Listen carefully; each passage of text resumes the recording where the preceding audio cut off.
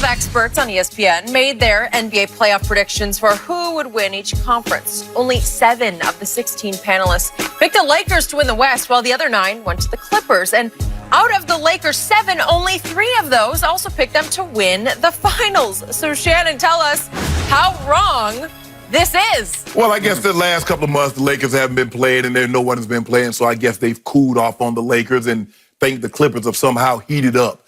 I get it. You know, look, Avery Bradley, one of our best defenders, a guy that can knock down three-point shots. He's opted out. But the Clippers have issues of their own also.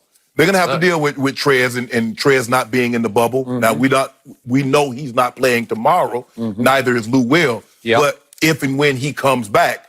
So I just, look, I get it. The Clippers are the deepest team, I believe, in all of basketball. There's no question about that. Because they have a Lou Williams, when you get 40 points between 2 guys coming off the bench, and the third guy is really the guy that you really want the ball in his hands late in the ball game, that lets you know just how deep a ball club they are. But I just trust the fact that I believe our starting 5 is better. And I believe we'll get timely shots, we'll get great production from our bench. I'm not saying that our bench is going to outscore the Clippers when we meet, because I believe that's going to be the Western Conference matchup in the finals. I'm not saying our bench can outscore theirs, but they just need to be able to hold their own. They're getting 50 points a night on a nightly, 50, 60 points a night on a nightly basis from their bench. The Lakers just have to keep it close. They can't give up so much ground when LeBron or when AD goes to the bench. But I'm not overly concerned. Clippers are a great team, coached by Doc Rivers, who's a great coach. Kawhi, we know what he can do. Well, Paul George is a superstar, but I like the Lakers. I ain't worried about this here. I'm shocked that you all them going to be... Now, I want that energy. Now, I want them ones, now, the 7 that picked them and the 3 that said...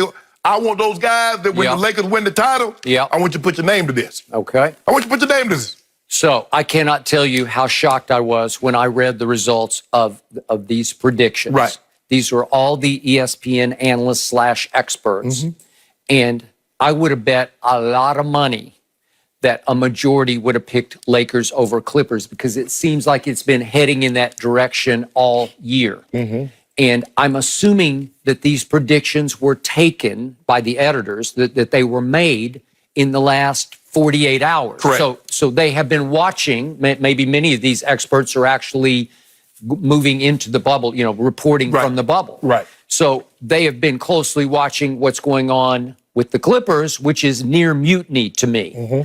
So, again, as you well know, I picked the Clippers over the Lakers to start the season. And I've tried to hang in there with that all season long because I believe they have the better coach and the deeper and better basketball team.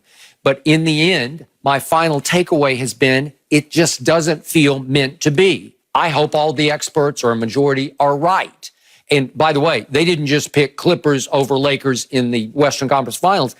A majority picked the Clippers to win the championship over most of them over Milwaukee. And then there were a couple of Torontos in there. And anyway, but the point is, the Clippers, as I keep pointing out, only had their full roster together 12 times in what used to be the regular season. 12 times. They went 11-1 in those games. So you say, well, you see the potential, but only 12 games together. And meanwhile, AD and LeBron got to play together 53 games. Kawhi and Paul George played together 32 games, 53-32. So then LeBron got, to me, the greatest break of his career. And I'm not exaggerating this because LeBron needed rest. The Clippers needed reps, R-E-P-S, not R-E-S-T. They needed reps. All of a sudden, kaboom, the pandemic hits, the season is shut down, and LeBron, after making an MVP push, nearing the end of his 17th season at age 35, having played the 3rd most minutes in the NBA history, he got the ultimate all-time break of a rest. He got 5 months off to get healed up, to get freshened up. Now he's ramping back up in Orlando. Way to go. And we just talked about he's the leader of that sort of LAU team. It feels like a college team to me. And the Clippers were forced to just dead stop. So they needed to be playing basketball, and they couldn't play. You can argue it helped Kawhi's arthritic knees. I'll give you that. It helped Paul George's surgically repaired shoulder. I'll give you that. They just needed to play basketball together. So in other words, you're saying that the Clippers in the regular season, they've just been plodding around, just biding their time, just waiting to get to the playoffs, and now they're going to flip the switch. No, I'm not saying you can't do that. I'm saying I'm now leaning Lakers. Well, that's what everybody seems. That's what the experts seem to think. But yeah, yeah, you're right. The experts are saying they're just going to flip a switch. Yeah. Well, have they been watching that Montrez? He came to the bubble for a little while before the scrimmage game started, and then he went MIA, and he's still MIA. Right. What does that mean? I don't know what's going on. Personal, family reasons. I have no idea what's going on. So a number of players. Well, obviously Lou Will went Magic Kingdom to Magic City, and all of a sudden the guy who used to rescue them. He went to an African-American performance art center. Oh. That's where it's called. That's what it's called. Is that what they're saying on Twitter now? Yeah, that's what Bakari Sella said. It was an African-American performance art center. Well, he said there were no entertainers on hand when he was there. But he went to the center. They were not performing at the time. Oh, wow. So to me, the reigning sixth man of the year who used to rescue this team, set what's left of the season on fire by stopping for some hot wings. Lemon pepper. I'm sure they're really good, and he has a dish named after him. Way to go. But even you said, no, I'm sorry, you can't do that. That's just wrong. And it was a blow to the psyche of this team. And meanwhile, Pat Bev left for a while, and I'm not sure he's going to be available because he didn't play in any of the scrimmage games. And Landry Shamet didn't play in any of the scrimmage games. And Big Zoo finally came back and played in one scrimmage game. Well, I don't know. They're a deep team. And the thing is, Skip, with what you worry about with a guy like Pat Bev is a guy that he's tenacious. And so you worry about soft tissue injuries because he hasn't been there. So you worry about a sudden move here or there. You talk about a groin, you talk about a hamstring, a calf, a quad. By the way, I think all the teams in the bubble through the first three scrimmages have been blessed. Yes. I haven't seen like Eric Gordon went down. He fell, he turned his ankle over, and now they're saying a couple of weeks that he's lost. But that was the first, but the first serious one, or semi-serious, was Eric Gordon. Okay, so in general, you would say, boy, you're at high risk if you haven't played for 5 months and you start playing scrimmage. We're going to be interesting to see, Skip, because like you said, scrimmages, and I'm not really going all out. I don't know, but I've been watching. They've been playing some basketball. I'm really trying to get my basketball legs back under me. It's going to be very interesting to see these seeding games because you got some teams that can really move up.